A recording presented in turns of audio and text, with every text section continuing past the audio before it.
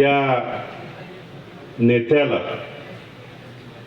आपल्या संपूर्ण मंगळवेढा कराच्या वतीनं, कारण अजितदादा आणि मंगळवेढ्याचं नातं वर्षानुवर्षीचं त्या ठिकाणी होतं, त्या नेत्याला आपल्या संपूर्ण मंगळवेढाकरांच्या वतीनं मी भावपूर्ण श्रद्धांजली त्या ठिकाणी अर्पण करतो. आणि आज 3 दिवसाच्या राज्याच्या दुखट्याच्या नंतर आपल्या तालुक्यातल्या जिल्हा परिषद पंचायत समितीच्या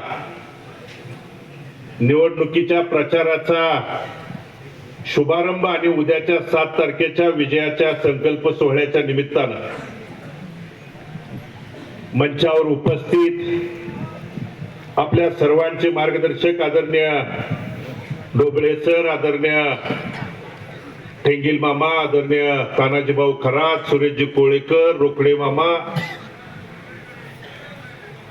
मंचावर उपस्थित राजेंद्रजी पाटील, भारतजी बेदरे, भारतजी पाटील, दामाजी सहकारी साखर कारखान्याचे सर्व सन्माननीय संचालक, या तालुक्यातील विविध संस्थांचे पदाधिकारी आणि आपल्या या परिवारातले जिल्हा परिषद आणि पंचायत समितीचे उद्याच्या 7 तारखेला निवडणुकीला आपले आशीर्वाद मागण्यासाठी सर्व उपस्थित असलेले उमेदवार, या तालुक्यातून स्वाभिमान आपला आशीर्वाद त्या ठिकाणी देण्यासाठी आलेले सर्व वडीलधारी ज्येष्ठ नागरिक, माता भगिनी, उपस्थित पत्रकार बंधू आणि उपस्थित तरुण सहकारी मित्रांनो, जिल्हा परिषद आणि पंचायत समितीची निवडणूक 9 वर्षानंतर बंधूंनो त्या ठिकाणी सुरू आहे. आणि या 9 वर्षाच्या कामाचा लेखाजोखा मांडण्याचा अधिकार पहिल्यांदा खरं तर पुढच्या त्या ठिकाणी विरोधी गटाकडे आहे. आणि ज्या पंचायत समितीमध्ये 5 वर्ष तुम्ही काम केलं, 2021 पासून पोटनिवडणुकीपासून या भागाचं प्रतिनिधित्व तुम्ही करताय. 4 वर्ष प्रशासक काळात जिल्हा परिषदचा प्रत्येक निधी लोकप्रतिनिधी म्हणून तुम्ही त्या ठिकाणी देताय. मग या तालुक्यातल्या प्रत्येक भागाच्या विकासाच्या बाबतीत तुम्ही त्या ठिकाणी बोलायला पाहिजे होतं. पुढच्या पक्षाची पार्टीची गेल्या आठवड्यामध्ये याच ठिकाणी बंधूंनो त्या ठिकाणी प्रचाराचा शुभारंभ झाला. काय बोलले? 500 कोटी, 1000 कोटी आम्ही तालुक्यात विकास कामं त्या ठिकाणी करणार आहे म्हणून सांगितलं. केंद्रात आमचं सरकार आहे, राज्यात आमचं आहे, खाली पण आम्हाला द्या. या अगोदर पण केंद्रात तुमचंच होतं, राज्यात तुमचं होतं. पण कदाचित त्या प्रचाराच्या शुभारंभा प्रसंगी आमदार साहेबांना बोलताना एवढ्या गोष्टीचा विसर पडला असेल की बंधूंनो, नदीकाठ त्या ठिकाणी उशाला नदी आहे. या भागातल्या शेतकऱ्यांना त्यासाठी 10 जानेवारीला नेहमी नदीला पाणी सोडलं जात होतं. पण प्रचाराचा शुभारंभ तुम्ही 23-24 तारखेला करताय. आज 31 तारीख आहे. आज नदी पूर्ण त्या ठिकाणी कोरडी पडली आहे. तुम्ही एकीकडे विकासाचं बोलताय, सत्ता केंद्रात माझी आहे, राज्यात माझी आहे. का नदीच्या पाण्याबाबतीत त्या ठिकाणी तुम्ही त्या दिवशी बोलू शकला नाही? सरकार म्हणून तुम्ही त्या ठिकाणी भागू शकला नाही. रस्त्याचे प्रश्न आम्ही सोडवले म्हणताय. वर्षापूर्वी विधानसभेची निवडणूक झाली, जे रस्ते प्रलंबित होते बंधूंनो, वर्षानंतर देखील प्रत्येक तालुक्याच्या कानाकोपऱ्यात तुम्ही जाऊन बघा. मग एखादा त्या ठिकाणी नंदेश्वर असेल, त्या भागात येणाऱ्या लोकांना तुम्ही नागरिकांना विचारा, किंवा बोरा परिसर आर्वी सिद्धापूरकडे जाणाऱ्या शेतकऱ्याला विचारा, रस्ता झालाय का? म्हणजे वर्षापूर्वी पण बंधूंनो तीच परिस्थिती आहे. आणि मग तुम्हाला केंद्रात तुमचं सरकार आहे, राज्यात तुमचा आहे, तर मग तुम्ही का हा प्रश्न सोडवू शकला नाही? त्या ठिकाणी तुम्हाला सांगायला त्या दिवशी खरं अर्थ त्या ठिकाणी गरज होती. आमदार साहेबांनी पंचायत समिती झडपीच्या जनजीवन जी योजना आहे बंधूंनो, तालुक्यामध्ये किती गावांना त्या ठिकाणी तुम्ही पेपरच्या कात्रणं काढून बघा, मी तुम्हाला दाखवू शकतो. कोट्यवधी रुपयाचे आकडे त्या ठिकाणी सांगितले. या भागातल्या तालुक्यातल्या किती गावाला तुम्ही त्या ठिकाणी पाणी दिलं हे तुम्ही त्या दिवशी प्रचाराच्या शुभारंभाप्रसंगी सांगायला पाहिजे होतं. सांगण्यासारखं बंधूंनो त्या ठिकाणी काहीच नाही. घरकुलाचं 50,000चं अनुदान सरकार म्हणून तुम्ही जाहीर केलं. तालुक्यातल्या किती शेतकऱ्याला त्याचा लाभ झाला हे तुम्ही त्या दिवशी सांगायला पाहिजे होतं, पण तुम्ही ते सांगू शकत नव्हता. घरकुलाचं असेल, कारण 5 ब्रासची वाळूची घोषणा कुठल्या सरकारने केली होती बंधूंनो? 5 ब्रास त्या ठिकाणी किती तालुक्यातल्या लोकांना, नागरिकांना घरकुलासाठी 5 ब्रास वाळू मिळाली? तपासून बघा आणि मगच उद्याच्या 7 तारखेला मतदान करा. मग का तुम्हाला सत्ता कशासाठी पाहिजे? त्या ठिकाणी तुम्ही सरकार तुमचं आहे म्हणून एकीकडे सांगताय, घरकुलांना उपलब्ध जागा त्या ठिकाणी देऊ शकला नाही, निधी देऊ शकला नाही, 50,000च्या अनुदानाच्या बाबतीत तुम्ही त्या ठिकाणी बोलू शकला नाही. पंचायत समितीची सत्ता बंधूंनो त्यांच्याकडेच आहे. मनरेगाची विहीरची जी योजना आहे बंधूंनो, त्या विहिरीसाठी 5 लाखाचा लाभ मिळतो. एक त्या ठिकाणी कुणाच्या तरी तक्रारीवरून गेल्या 1.5 ते 2 वर्ष झालं बंधूंनो आपल्या तालुक्यातल्या पंचायत समितीच्या माध्यमातून जे विहिरी मंजूर झालेल्या आहेत त्याची कामं ठप्प आहेत, बंद आहेत. कामदार म्हणून तुम्ही त्या ठिकाणी भांडला नाही, बोलला नाही. मग तुम्ही त्या शुभारंभा प्रसंगी हे तालुक्याला त्या ठिकाणी सांगायला पाहिजे होतं, पण तुम्ही सांगू शकला नाही बंधूंनो. आणि मग त्या विहिरीच्या साठी बंधूंनो 310 रुपयाला मजूर म्हणून त्या ठिकाणी आहे. मला सांगा, जगाच्या पाठीवरती विहिरीमध्ये काम करायला 310 रुपयाला कोणता मजूर येतोय? आणि विहिरीमध्ये विदाउट जेसीबी त्या ठिकाणी काम करायचं नाही म्हणून ही जी सरकारची योजना काढली, का तुम्ही सरकारला त्या ठिकाणी भांडू शकला नाही, बोलू शकला नाही? फक्त निवडणुकीपुरतं सरकार केंद्रात माझं आहे, राज्यात आमचं आहे आणि आम्हाला द्या म्हणून जर तुम्ही सांगत असाल आणि लोकांची दिशाभूल करत असाल तर आपल्याला त्या ठिकाणी उद्याच्या 7 तारखेला बंधूंनो जागृतीनं मतदान करणं काळाची गरज आहे. काय आपल्या पंचायत समितीच्या आरोग्याच्या विभागाची गोष्ट आहे? तालुक्यातले आरोग्य केंद्र एकीकडे वाढती लोकसंख्या, कुठल्याही आरोग्य केंद्रात जावा, औषधोपचार त्या ठिकाणी मिळत नाहीत. त्या कर्मचाऱ्यांची त्या ठिकाणी कमतरता असल्यामुळं कोणी सर्वसामान्य नागरिकांना त्या आरोग्य केंद्रामध्ये कोणी भेटत नाही, डॉक्टर उपलब्ध नाहीत, गेलं तर त्यांची त्या ठिकाणी तपासणी होत नाही. मग का आमदारांनी त्या ठिकाणी प्रचाराच्या शुभारंभा प्रसंगी आरोग्याविषयी तुम्ही त्या ठिकाणी बोलणार आहे? कारण बंधूंनो, नगर त्या ठिकाणी पंचायत समितीच्या पशुसंवर्धन विभागाची देखील तुम्ही अजून चौकशी करा. 2-3 वर्ष झालं पद रिक्त आहेत. आज तालुक्यातल्या त्या ठिकाणी कोरोना काळापासून ती आज मग माझ्या माळराणा भागात असेल किंवा तालुक्यात त्या ठिकाणी दुग्ध व्यवसायावरती प्रपंच चालवणाऱ्या शेतकऱ्यांच्या वरती आज जनावरांची संख्या वाढली आहे बंधूंनो, पण आजाराच्या वाढत्या प्रमाणामुळे तिथल्या शेतकऱ्याला त्या ठिकाणी अनेक अडचणीला सामोरं जावं लागतंय. काय आपल्या पंचायत समितीच्या पशुसंवर्धन विभागाची त्या ठिकाणी परिस्थिती आहे? रिक्त पदे आहेत. सरकार तुमचं आहे, का त्या ठिकाणी तुम्ही त्या जागा भरू शकला नाही हे तुम्हाला त्या ठिकाणी सांगता आलं नाही. पंचायत समितीच्या शिक्षण विभागाची परिस्थिती बंधूंनो, आज त्या ठिकाणी तालुक्यातल्या कितीतरी शाळा त्या ठिकाणी शिक्षकांची रिक्त पद आहेत आणि तिथल्या विद्यार्थ्यांचं जे नुकसान होतंय ते त्या ठिकाणी पंचायत समितीची सत्ता तुमच्याकडे होती, सरकार तुमचं होतं, का ते रिक्त पद त्या ठिकाणी तुम्ही भरू शकला नाही? हे खऱ्या अर्थानं प्रचार शुभारंभाच्या प्रसंगी तालुक्याला तुम्ही त्या ठिकाणी सांगायला पाहिजे होतं. परंतु तालुक्याला निवडणुकीच्या पुरतं वेगवेगळे आमिष दाखवून फसवायची भूमिका पार पाडणारे हे लोकप्रतिनिधी काय सांगितलं? 35 गावची योजना त्या ठिकाणी आम्ही झाल्या म्हणून तुम्ही पेपरला वाचला असेल. 3-4 तारखेला त्या ठिकाणी आलं. मला सांगा, तारखेनिशी बंधूंनो मी सांगू शकतो, 4 सप्टेंबर 2024 ला तत्कालीन उपमुख्यमंत्री फडणवीस साहेबांना आणून आंधळगावच्या त्या ठिकाणी गावाच्या परिसरामध्ये त्या भूमिपूजन केलं, शुभारंभ त्या ठिकाणी केला. कधी? 4 सप्टेंबर 2024. आणि त्याला पर्यावरणाची मंजुरी कधी मिळाली माहित आहे बंधूंनो? 11 सप्टेंबर 2025 ला. एका वर्षानंतर पर्यावरणाची मंजुरी नसताना राज्याचा उपमुख्यमंत्री एका योजनेचा येऊन शुभारंभ करतो आणि आपल्या तालुक्यातल्या सर्वसामान्य नागरिकाला, शेतकऱ्याच्या डोळ्यामध्ये सरळ सरळ तुम्ही धुळपेक त्या ठिकाणी करता. हे कशासाठी पाप त्या ठिकाणी चालू आहे?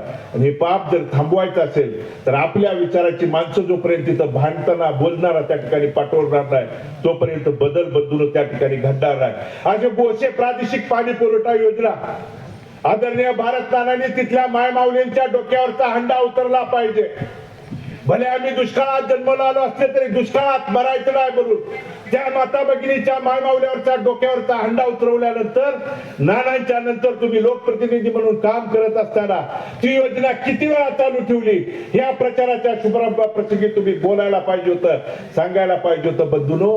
पण आज आपली अशी परिस्थिती झाली आहे, जल जीवन मध्ये अनेक गावाचा समाविष्ट आहे. आज जानेवारी महिना संपतोय बंधूंनो, 31 तारीख आहे. फेब्रुवारी नंतर अनेक गावाला पाण्याची टंचाई त्या ठिकाणी भेडसावणार आहे. पण राज्यातल्या सरकारचा निर्णय आहे, ज्या गावात जल जीवनची योजना मंजूर झाली आहे तिथं तुम्हाला भविष्यात टँकर देखील त्या ठिकाणी मिळणार नाही. ही परिस्थिती जर बदलायची असेल बंधूंनो, तर चुकीची माणसं त्या ठिकाणी जी दिशाभूल करायला पसरवत आहेत ना, ती भूमिका बदलणारी माणसं बंधूंनो उद्याच्या काळात त्या ठिकाणी, उद्याच्या 7 तारखेला त्या ठिकाणी आहे. यांनी काय केलं? 4 वर्षाच्या काळात झडपीमध्ये समाज कल्याणचा, दलित वस्तीचा निधी, जनसुविधा असेल 25-15चा असेल, 30-54चा निधी त्या ठिकाणी अडवायची भूमिका त्या ठिकाणी करण्याची भूमिका केली. आणि काय सांगितलं त्या गावातल्या प्रमुखांना, सरपंचांना? माझ्याकडे ये, प्रवेश कर, मगच त्या ठिकाणी निधी देतो. बंधूंनो, महामानव डॉक्टर बाबासाहेब आंबेडकरांनी संविधानातून दिलेली ही जी योजना त्या ठिकाणी, जी आपल्याला त्या ठिकाणी घटनेतून दिलेला अधिकार आहे, दंडेलशाही हुकुमशाही प्रवृत्तीला आळा कधीच या तालुक्यानं त्या ठिकाणी घातला नाही. आणि मुळात लोकांच्या, सर्वसामान्यांचे प्रश्न तुम्ही त्या ठिकाणी बोलायला पाहिजे होता. आमदार साहेब काय बोलले हो? आमदार साहेबांनी आदरणीय सरांच्यावरती, ढोबळे सरांच्यावरती टीका केली. एवढ्यावर भागले नाहीत. आमदार साहेबांनी माझ्या 11 वर्षाच्या मुलावर टीका केली. किती वर्षाचा आहे तो? 11 वर्षाचा. आणि 11 वर्षाचं पोरग दंड थोपटतोय म्हणजे आम्ही काय मेलेल्या आईचं दूध पेलो नाही, जशाच तसं उत्तर देऊ 11 वर्षाच्या मुलाला? काय तुमची क्यू येते, बुद्धिमत्तेची क्यू? अरे 11 वर्षाच्या मुलाला जर तुम्ही त्या ठिकाणी अशा पद्धतीचं बोलत असाल तर संविधानात पदावरती तुम्ही त्या ठिकाणी बसला. पण त्या 11 वर्षाच्या पोराचा आजोबा वारल्यानंतर, ज्यावेळी पोटनिवडणूक झाली आणि पोटनिवडणुकीत जिंकल्यानंतर तुम्ही दंड थोपटताना तुम्ही कुठल्या आईचं दूध प्याला होता ते देखील पाहिजे होता. अरे 11 वर्षाच्या पोराला दाखवायच्या आधी त्याचा बाप इथं त्या ठिकाणी जिवंत आहे. बोलण्याची भाषा तमा त्या ठिकाणी तालुक्याला तुम्ही सांगितली पाहिजे. तुमच्या बुद्धिमत्तेची कीव येते. लोकांच्यासाठी तुम्ही, ज्या लोकांनी तुम्हाला निवडून दिलंय त्यांच्यासाठी काय करणार आहे हे तुम्ही सांगायला पाहिजे होतं. पण 11 वर्षाच्या पोराला दाखवतो म्हणणारे आमदार पहिल्यांदाच या महाराष्ट्रात मी बघतोय. 11 वर्षाचा आहे तो, 11 वर्षाचा, लहान, 5वीला शिकतोय. ही तुमची बुद्धिमत्तेची त्या ठिकाणी कीव येते बंधूंनो.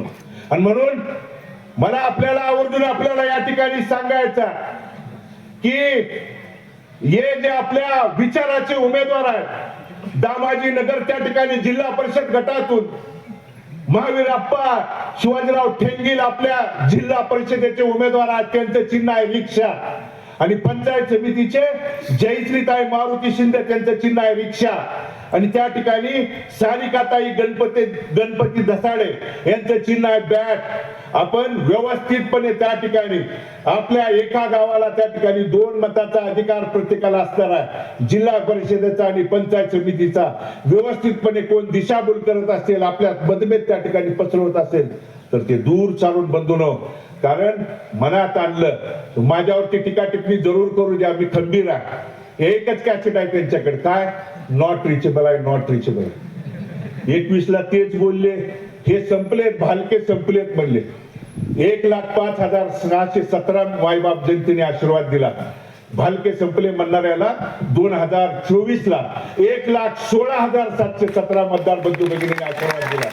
भालके तुमच्या बापाला संपत नाही, कारण भारत भालकेनी कधी दंडेलशाही हुकुमशाही कधी त्या ठिकाणी त्रास देण्याची, तालुक्यात कुणीही सांगावं राजकीय मतभेद असतील, पार्टी गट तटाच्या पलीकडे तालुक्यातल्या एकाही नागरिकांनी, गावच्या सरपंचांनी किंवा त्या काळात काम केलेल्या कुठल्याही तरुणांनी सांगावं की भारत नानाच्या माध्यमातून मला त्या ठिकाणी त्रास झालाय, कधी त्या ठिकाणी माझ्या पार्टीत प्रवेश कर मगच निधी देतो, अशा पद्धतीची भूमिका जर कुणी सिद्ध करून दाखवली तर म्हणेल ती भूमिका त्या ठिकाणी ऐकण्याची आहे. कारण भारत नानांचं राजकारण त्या आपल्या शेतकऱ्यांच्या प्रेमाच्या वरती विश्वासाच्या दोरावरती त्या ठिकाणी होतं, आणि तोच विचार बदलून इथून पुढच्या काळात घेऊन जाण्यासाठी माझ्यावरती त्या ठिकाणी आरोप प्रत्यारोप करतायत. मी जर नॉट रिचेबल असतो तर मंगळवेढची नगरपालिका तुमच्या ताब्यातून कशी काढून दिली? मी माझं कुटुंब नॉट रिचेबल असतं तर पंढरपूर शहरामध्ये महाराष्ट्रातल्या 3 नंबरने त्या ठिकाणी निवडून देण्याची भूमिका तिथल्या मायबाप जनतेने त्या ठिकाणी पार पाडलं. कारण हे विश्वासाचं, प्रेमाचं, जीवाबंधनाचं, ऋणानुबंधनाचं नातं इथल्या मायबाप जनतेचं आणि भालके कुटुंबाचं आहे. त्यामुळे तुम्ही कुणीही त्या ठिकाणी आरोप प्रत्यारोप केला तर आरोप प्रत्यारोपाला बळी न पडता भोसे जिल्हा परिषद गटातून बसवराजजी रामगोंडा पाटील यांचं चिन्ह आहे रिक्षा, आणि प्रवीण ज्ञानोबा मेटकरी यांचं चिन्ह आहे हात, त्या ठिकाणी सुरेशजी ईश्वर कांबळे यांचं चिन्ह आहे रिक्षा, हुलजंती जिल्हा परिषद गटातून सौभाग्यवती जयश्रीताई महेश मानेंचं चिन्ह आहे घड्याळ, सौभाग्यवती उन्नतीताई सुरेश पवार ताईंचं चिन्ह आहे घड्याळ, आणि महादेव पंडितजी पिटरगी यांचं चिन्ह आहे रिक्षा, आणि आपल्या लक्ष्मी दैवडी गटातून आदरणीय सौभाग्यवती कोमलताई ढोबळेंचं चिन्ह आहे घड्याळ, त्याचबरोबर काकासाहेब मोहनराव मोरेंचं चिन्ह आहे रिक्षा. आणि आणखी एका गणातली तुमच्या पुढे 2-3 दिवसापूर्वी बातमी आली असेल, अमुक अमक्याने त्या ठिकाणी त्याला पाठिंबा दिला. कारण सरकार तुमचा विकासावरती बोलायला पाहिजे होतं, पण दंडेलशाही आणि त्या ठिकाणी दबावाचं राजकारण करत असेल. आणि त्या लेडवेला देखील माझं सांगणं आहे, 2009 पासून तुम्ही प्रामाणिक होता आणि प्रामाणिकपणाला न्याय द्यायची भारत नानांची शिकवण आहे म्हणून तुम्हाला त्या ठिकाणी तिकीट दिलं होतं. आणि तुम्ही कुणाच्या तरी सांगण्यावरून दबावावरून जर बळी पडत असाल तर लेडवेला देखील माझं आव्हान आणि तुमच्या माध्यमातून पत्रकार बांधवाच्या माध्यमातून विनंती आहे, तुम्हाला 1 दिवसाचा कालावधी आहे. तुम्ही भारत नानांच्या विचाराचा जर कार्यकर्ता असेल तर तुम्ही सन्मानानं परत त्या ठिकाणी या, सन्मानानं पार्टी तुम्हाला त्या ठिकाणी घेतलं जाईल. पण जर त्या ठिकाणी पुळचाटपणा केला तर तिथली मायबाप जनता त्या गावापासून सगळ्याला त्या ठिकाणी न्यायाची भूमिका दाखवून देईल. कारण एकदा विश्वासानं समोर गेल्यानंतर कुणी कधी त्या ठिकाणी त्याच्यामध्ये वेगळी भूमिका घ्यायची नाही. भारत नानांची आमच्यावरती शिकवण आणि संस्कार आहेत बंधूंनो. आणि म्हणून मला त्या राजेंद्र लेडवेला देखील आवाहन करायचं आहे की ज्या भूमिकेतनं आम्ही तुमच्या पाठीमागे उभा राहिलोय, आणि या बाबतीत देखील तुम्हाला मला सांगायचं आहे की त्यांनी असली कट कारस्थान ज्या वेळी केली, कारखान्याच्या वेळी एक बिनविरोध केलं, 3000 तुम्ही त्यांना पाडलं का नाही? नगरपालिकेला एक बिनविरोध केलं, त्या ठिकाणी तुम्हीच तिथलीच मायबाप जनतेने पाडलं ना. म्हणून ते प्रकार तुम्ही करू नका. आणि तो तसा प्रकार झालाच तर तो आपल्यासाठी शुभ शकून आहे एवढं देखील मी तुम्हाला त्या ठिकाणी सांगतो. आणि उद्याच्या 7 तारखेला 5 तारखेला मतदान होतं, पण आपल्या राज्यावरच्या या 3 दिवसाच्या दुकोट्यामुळं हे मतदान 5 तारखेचं 7 तारखेला त्या ठिकाणी गेलेलं आहे. बंधूंनो, आपण आपल्या वडीलधारी असतील, माता भगिनी, तरुण साखऱ्यांना हे चिन्ह पोहोचवून घराघरापर्यंत पोहोचवून त्या ठिकाणी आपली भूमिका सांगायची आहे. आणि अशक्य त्या ठिकाणी काहीच नाही. आपण नगरपालिकेच्या इलेक्शनच्या अगोदर 1 महिना हेच आमदार असतील, लोकप्रतिनिधी सांगत होते, बिनविरोधाची भाषा त्या ठिकाणी करत होते. पण मायबाप जनतेने निवडणूक हातात घेतल्यानंतर ती हातात न ठेवता ती विजयात कशी रूपांतर करू शकते हे नगरपालिकेला दोन्ही त्या ठिकाणी पंढरपूर आणि मंगळवेढ्यानं दाखवून दिलेली आहे. तीच भूमिका उद्याच्या जिल्हा परिषद आणि पंचायत समितीच्या माध्यमातून घ्यायचा. तुम्ही फक्त बंधूंनो उमेदवाराची तुलना करा. हे आमदार साहेब सांगतायत ना, मी एवढी हजारो कोटीची विकास कामं केली. हजारो कोटीची विकास कामं केली असतील तर किती उमेदवार बाहेरून आणले तू? दहिवडीत कुठनं आणले? इकडून. भोशात कुठनं नेले? इकडून. त्या ठिकाणी 3 वर्ष आमच्या बोटाला हाताला धरून घर ना घर दार दाखवलेला अचानक त्या ठिकाणी कधी कुणी घेतला घेतला घेतला हे खालचा अरळी जो कुठला आहे इकडं काही नाही इथंच फिरत होत. म्हणून मग जर तुम्ही हजारो कोटीचं जर काम केलं असेल तर का तुम्ही एक कार्यकर्ता तयार करू शकला नाही जो जिल्हा परिषदला आणि पंचायत समितीला उभा राहू शकेल? याच्यावरूनच बंधून दिसून येतं. आणि आज या 4ही गटातले 4 झेडपीचे उमेदवार आणि आपले पंचायत समितीचे उमेदवार तुम्ही बघा, तपासा. मी सांगतोय म्हणून तपासा. तुमच्यातले आहेत, जनमानसातले आहेत, तुमच्या सोबत राहणारे आहेत, अर्ध्या रात्रीचा हाक मारल्यानंतर येणारे आहेत, कुठल्याही अडचणीला धावून जाणारे आहेत. आणि म्हणून ही भूमिका तपासून मग महावीर अप्पा सारखा युवा कार्यकर्ता आहे ज्याला मी त्या ठिकाणी सांगितलंय मोठ्या भावाप्रमाणे हा भगीरथ महावीर अप्पाच्या पाठीमागे खंबीरपणे उभा आहे. तुमच्या आशीर्वादाची पाठबळाची त्या ठिकाणी तुमच्या आशीर्वादाची बंधूंनो त्या ठिकाणी गरज आहे. आणि ती उद्याच्या 7 तारखेला दिल्यानंतर आपल्या विचाराचा स्वाभिमान जिवंत ठेवण्यासाठीची बंधूंनो ही निवडणूक आहे. आणि ती निवडणूक पार पाडण्यासाठी कुणाच्या दबावाला आमिषाला त्या ठिकाणी बळी पडू देऊ नका. अजून बरंच येणार आहे. थोड्या वेळापूर्वी कळलं भोसे गटात उद्या पालकमंत्री येणार आहेत. बरोबर ना? मुख्यमंत्री पण येतील. यांच्या मुलाखती घ्यायला पालकमंत्री येते. यांची एवढी ह्यांच्यावर वेळ आल्याबद्दल ह्यांच्या हातात काही राहिलं नाही. बरं चिठ्ठी येते, ही खाली मान घालते पुढे जाते आणि आपल्याच लोकात येऊन त्या ठिकाणी फक्त हजारो कोटी 500 कोटी झालं. कुठला रस्ता दाखवून द्या. या कुठल्याही भागात जावा आणि मग का त्या ठिकाणी लोकांची दिशाभूल त्या ठिकाणी करता? आज वर्षानंतर तिथली जर तुमची पर्यावरणाची मंजुरी न मिळता राज्याचे उपमुख्यमंत्री येऊन उद्घाटन करत असतील तर का आमच्या जखमीवरती त्या ठिकाणी मीठ चोळता? जिल्हा परिषद पंचायत समितीची 5 तारखेला आचारसंहिता लागणार आहे म्हणल्यावर 2 तारखेला तिथं तुम्ही पाण्याची काय काढले माहिती आहे? पाईपा तयार करायची फॅक्टरी कुणाची? ह्यांची स्वतःचीच. तालुक्यातले लोक बोलवले आणि आज शुभारंभ झाला पाण्याच्या त्या ठिकाणी.